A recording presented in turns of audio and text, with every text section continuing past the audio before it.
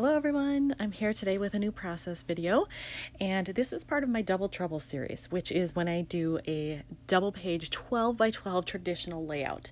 I don't do too many of those anymore because I don't really scrap in 12 by 12 anymore, but I had agreed to do scrapping for my husband's trip to Banff, Canada in 2019, and he still prefers that they're 12 by 12, and so that's the album that I'm doing.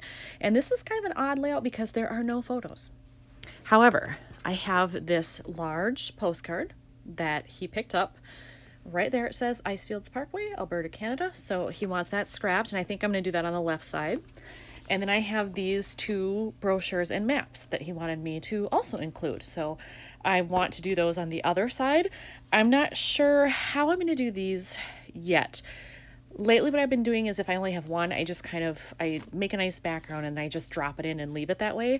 But since there are two, I'm wondering if I should actually make a pocket at the bottom and slide them in, but I'm not totally sure yet. So I think I'm going to start with the left side because this, I know this is the only thing going on that page. So it should, in theory, be easier to do that side first. This is my bin of stuff that I gathered that I thought would relate to his Canadian photos. So I have all this stuff in here. I've got paper, pocket cards, miscellaneous stickers that have travel phrases. I have a whole stamp set here that is actually about Canada. It's an older one from close to my heart, but it's all about celebrating Canada. So I have that. I'm just going to go through here and try to find some backgrounds that might work to start off with these items. All right, so I think I have picked this out for the background paper because it matches the browns that are in here, and I will mat this on something else. It already has a white edge, but I think it needs something else, and I'm thinking maybe the green would pop out nicely, or I could go with kind of an aqua or turquoise color if I really wanted to make it bold. And then for these, there's definitely brown in here, some in here too.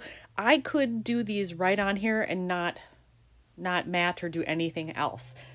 The problem is, then what do I use for the pocket? Again, if I use green for this one, I could use that same green to make the pocket. It would match, but I'm just not sure that I want to do that yet. So again, I'm going to start with this one, see how that goes, and hopefully something will come to me as I put this one together as to what to do about these. Okay, I think I'm off to a good start. I found this piece of basil green cardstock. You can tell it's basil. It's got the lovely texture there. And it goes this way. It is basil, and I've had this forever, and I only have one piece. But if I cut it correctly, I might be able to make that functional. Because this is only going to take up part of it. I can use this half to make the pocket on the bottom of this page if that's what I decide I want to do. But the first thing I'm going to do is cut this down so I can mat the postcard. This postcard is kind of a weird size. It's 5.5 by 8.5. Now I've seen 6 by 8. That's a pretty common size, but I don't know that I've ever seen one come in 5.5 by 8.5. But what I decided to do was just cut this a 1/2 inch wider, both directions there, so that I'll have a nice, even margin around all the sides. So that's what I did there. It's probably going to go right in the middle, at least what I'm thinking right now. But it depends on what else I decide to do with this. Because this is a very busy background, if I embellish it in any way, and I feel like I almost have to because it's going to look bad if it's just this on there with nothing else. Whatever I pick has to be fairly solid. Otherwise, it's going to compete with the busyness here, and I don't want that. So I'll have to choose that carefully. But at least I have this done. I can adhere that on there, which I will do, and I'll go on to finding all the fun embellishments. All right, I have a whole bag of kind of crafty travel embellishment ephemera type things. I'm going to go through here to find out if there's any more solid pieces that I could layer around here just to give the page a little bit more volume. So cross your fingers that I find some good things. Okay, here are a bunch of pieces that I picked out from there that I thought might work, and I actually like this one right here. That's why I kind of had it up to the top. And then I could just take these and mix them all together, layer them somehow, kind of maybe tucked under here a little bit and then spreading to the right. So the first thing I'm going to do is actually adhere this down more to the left-hand side, and I'll leave this with no adhesive on it just so I can lift up a little bit and put these underneath. I haven't glued anything down yet other than this piece, but I really like the arrangement of all of these.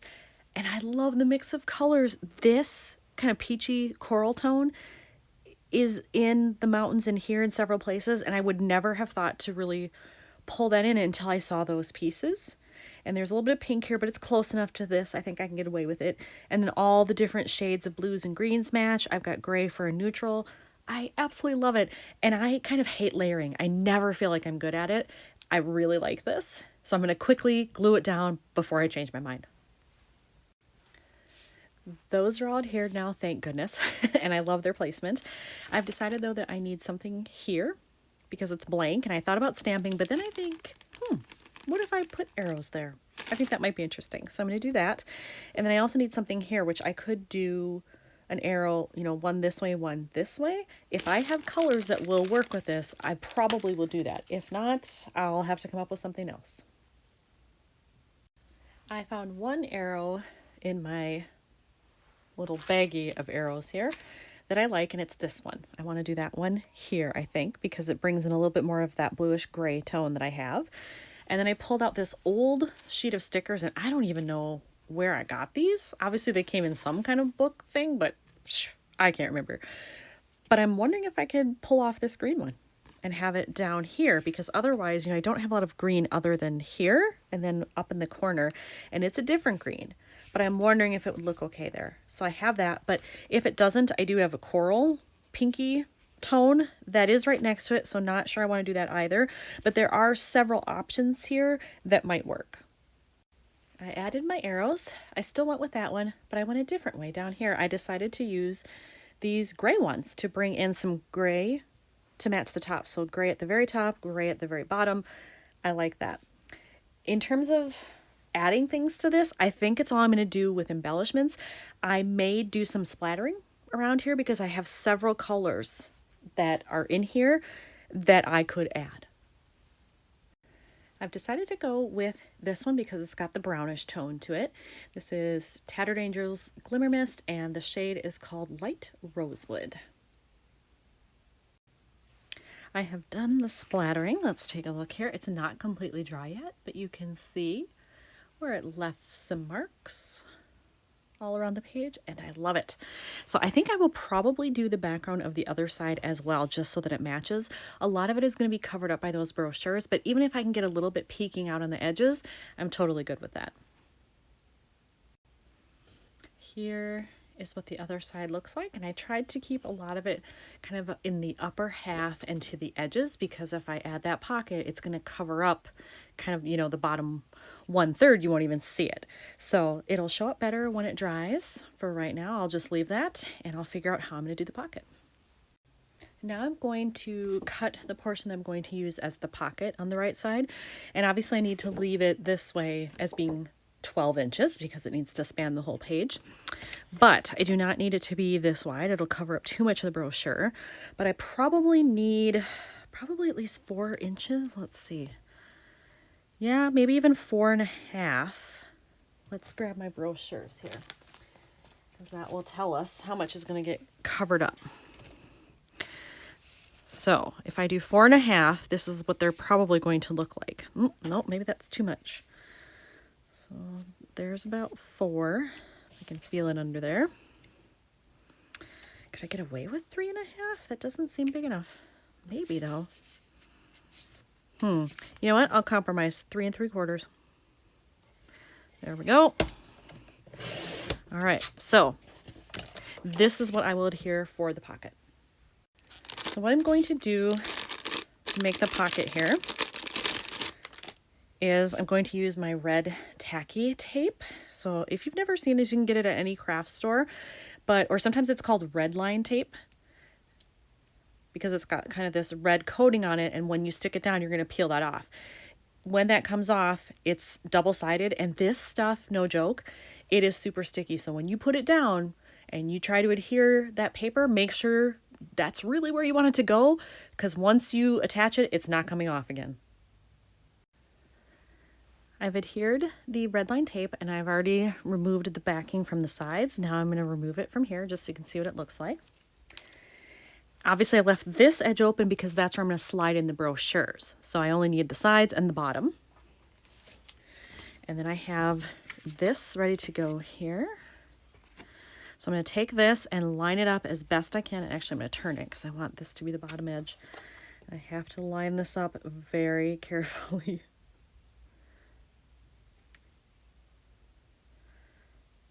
There we go.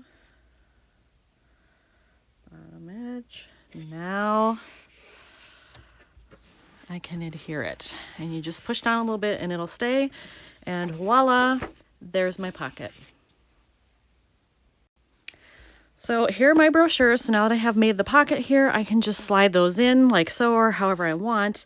And it feels blank. So I do need some stuff, I think, down here, at least maybe one or two things to decorate the pockets. Maybe something small in the upper corner, and then it's probably done. Now, because these are going to sit next to each other, I wanted them actually side by side so I can see what colors I could pull from over here to put on this side that would help it all match. And I have this that I found, which is pretty close to that color, so I could maybe work that in on the edge of the pocket somewhere down here. And then I put it back in here because I didn't think I was going to use it, but there is an arrow in here that's kind of this pinky coral color. And it says here, so like these maps kind of point to that. Oh, I can't do it up there because I've got that there. Could I move it and go this way? Ooh, maybe I could do that somehow. And could I tuck this in? Oh, that's kind of cute. But I don't want it right there. Maybe if I do it on this side? Well, I like that. Okay, that's going to go there, tucked under the pocket. And then, I can't do anything up here because it's next to this. Maybe this is going to be blank up there. I've got this here, this here. I need something like for a visual triangle somehow, so I'll have to figure out what else I could do to this pocket over here.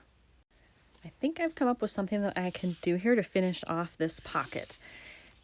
This was in a set of ephemera I have, also travel related, and it kind of mimics what's over here, like the tag style. I think I'm going to hang it off the edge here, and I think I'm actually going to cut it off right underneath the black line under the wow. That way I can use this bottom portion for something else, but I still get the cool look of the tag right there.